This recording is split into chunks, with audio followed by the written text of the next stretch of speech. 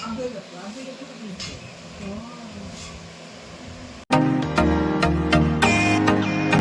বন্ধুরা, আমি মৈত্রী আর এক নতুন ব্লগে সকলকে স্বাগত জানাই।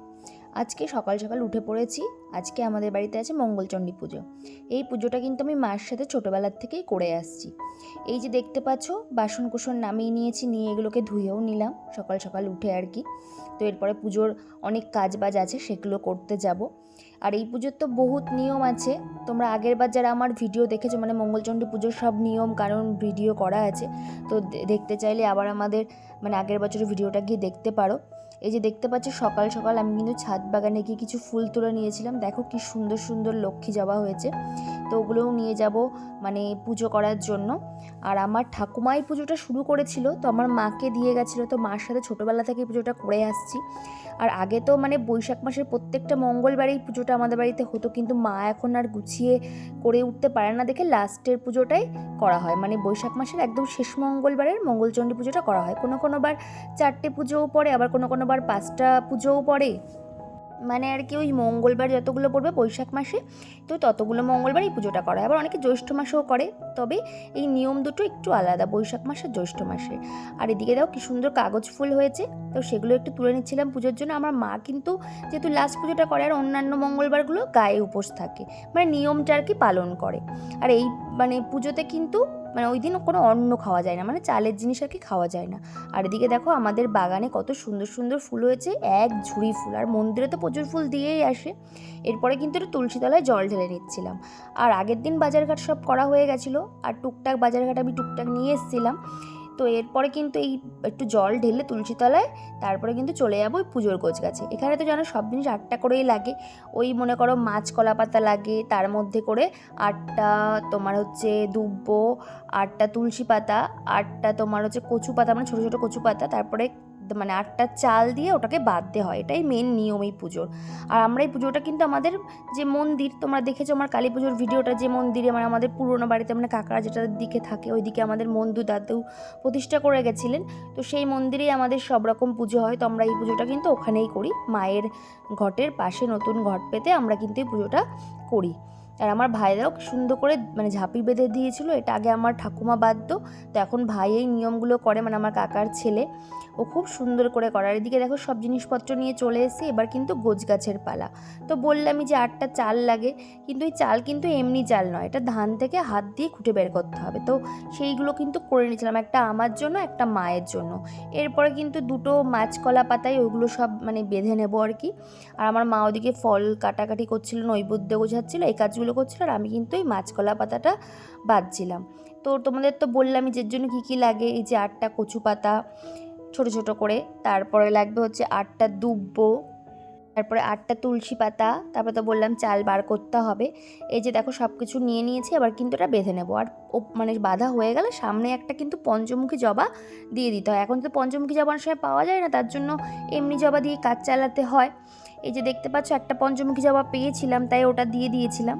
এটাই কিন্তু এই পুজোর কিন্তু মেন নিয়ম। আর এই গোছ গাছগুলো করতেও কিন্তু ভীষণ ঝামেলা। তো আমার মা কিছুটা করে রেখেছিল, আর আমি কিছুটা করলাম।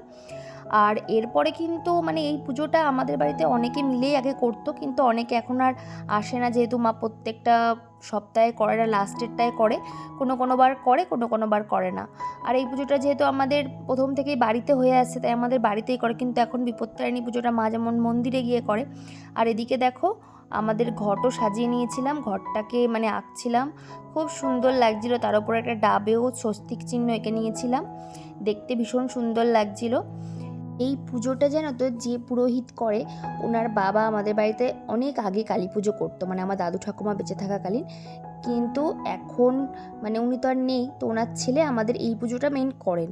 আর আগে তো আমাদের নিত্য পুজোর পুরোহিত ছিল, কিন্তু এখন আমার ভাই পুজোটা করে, এই মন্দিরের নিত্য পুজো।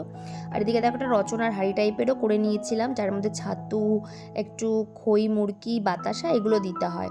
পর কিন্তু পুরোহিত মশাই ঘরটা বসিয়ে নিচ্ছিলেন।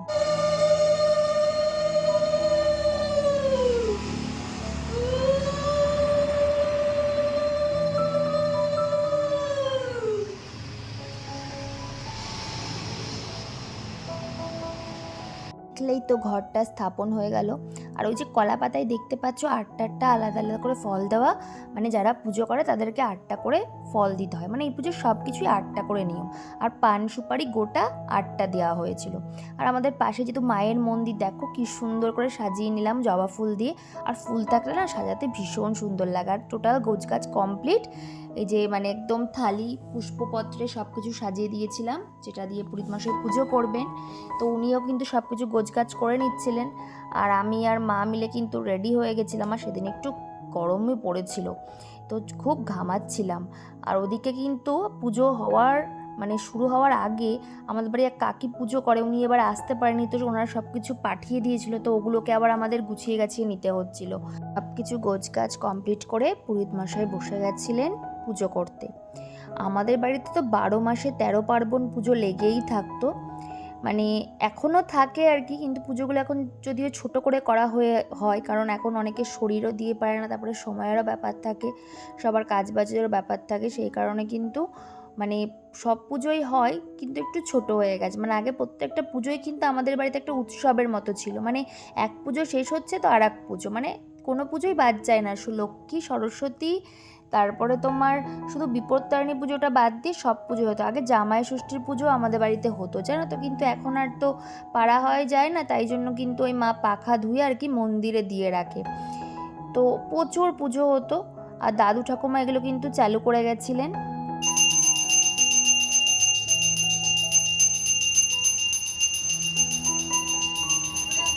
মার মুখ থেকে শোনা, মানে আমার মায়ের দিদিমা শাশুড়ি মানে আমার ঠাকুমার মা স্বপ্ন দেখেছিলেন, তারপরে আমার ঠাকুমাকে করতে বলেছিল এই পুজোটা।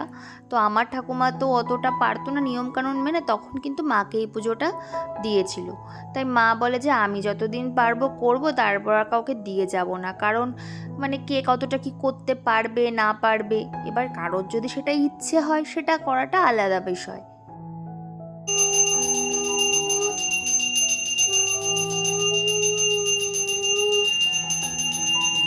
কি সুন্দর লাগছে যখন গোছগাছ করে পুজোটা পুরো হচ্ছে আর আরতিটা হচ্ছে, ভীষণ সুন্দর লাগছে। আগে আমি 3বার যজ্ঞও করিয়েছিলাম। আগে আমার ঠাকুমা খুব সুন্দর করে মানে গল্পের মতো করে এই ব্রত কথাটা বলতো, এখন তো আমরা ওটা পারি না, তো পাঁচালিটা পড়তে হয়। তো আমি এখন এই পাঁচালিটা পড়ি, আর কেউই পড়তে যেত না, আমাকে দিয়ে সবাই পড়াতো, তা আমিই পড়াই। এরপরে লাস্টে ছিল হচ্ছে মানে দুধ আর গঙ্গা জল দিয়ে এই মাছকলা পাতাগুলোকে স্নান করাতে হয়, 3বার দুধ দিয়ে 3বার জল দিয়ে। তো ওই পুরোহিত মশাই মন্ত্রটা বলছিলেন, আমরা স্নান করাচ্ছিলাম।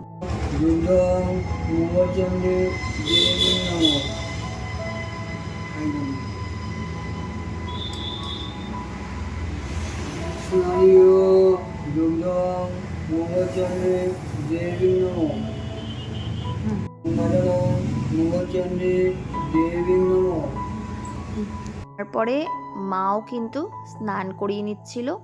তো এরপরে কিন্তু অঞ্জলি হলে কিন্তু পুজোর সমাপ্তি ঘটবে, তারপরে ঘট বিসর্জন হবে।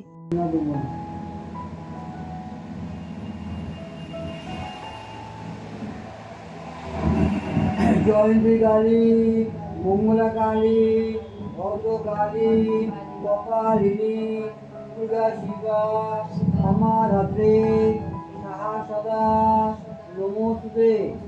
এসো করচন্দন গন্ধপুষ্পে বিল্লপত্র পুষ্পাঞ্জলি মঙ্গলচণ্ডী দেবী নমঃ।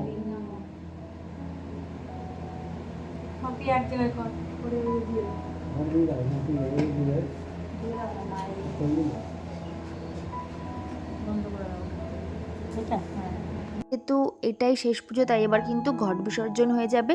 আগে কিন্তু ওই পুরো মাস ধরে এই ঘট থাকতো, মানে প্রথম যেদিন পাতা হতো, তারপরে প্রত্যেক সপ্তাহে জল দেওয়া হতো, আর লাস্টের দিন ঘট বিসর্জন। যেহেতু যেহেতু আমরা এখন লাস্টের পুজোটাই করি, তো ঘট বিসর্জন তো লাস্টের একেবারেই করে দেওয়া হয়। তো এরপরে কিন্তু দিয়ে দিচ্ছিল একটু শান্তির জল, আর আমি কিন্তু চরণামৃতটা নিয়েছিলাম না, কারণ আমি পাশে ওই গুরুদেবের মন্দিরে আজকের পুজোটা আমিই করব, যেহেতু আজকে আমি পুজোটা করছি, তো আমার ইচ্ছা হলো যে সব পুজোগুলো আজকে আমিই দেবো। তো সেই মতো কিন্তু ওই যে শিব আগে প্রতিষ্ঠিত শিব তোর মতো কালী পুজোতে দেখেইছিল, আর এই যে আগে তোমাদের বলেছিলাম যে আমার ভাই দেখো তুলসী মন্দির কি সুন্দর করে ঘট বেঁধে দিয়েছে, জল পড়বে। আর এই যে মনসা মন্দির, সব জায়গায় কিন্তু পুজো দিয়ে নিয়ে তারপরে কিন্তু ওই ঘট টটগুলো একটা বালতিতে গুছিয়ে নিয়েছিলাম, এবার বিসর্জন দিতে যেতে হবে। যে গরম ছিল সেদিন। এরপরে তো আর একটা লাস্ট পুজো বাকি ছিল, সেটা হচ্ছিল ঘরের পুজো। অন্যবার ঘরের পুজো করেই আমি এই পুজোটা করতে আসি, কিন্তু এবার আর হয়ে ওঠেনি। তো গিয়ে লাস্টে ঘরের পুজো দিয়ে দিলাম। তো আজকের ব্লগটা এখানেই শেষ করছি। তোমাদের পুজোর ব্রতটা কেমন লাগলো অবশ্যই কমেন্টে জানিও।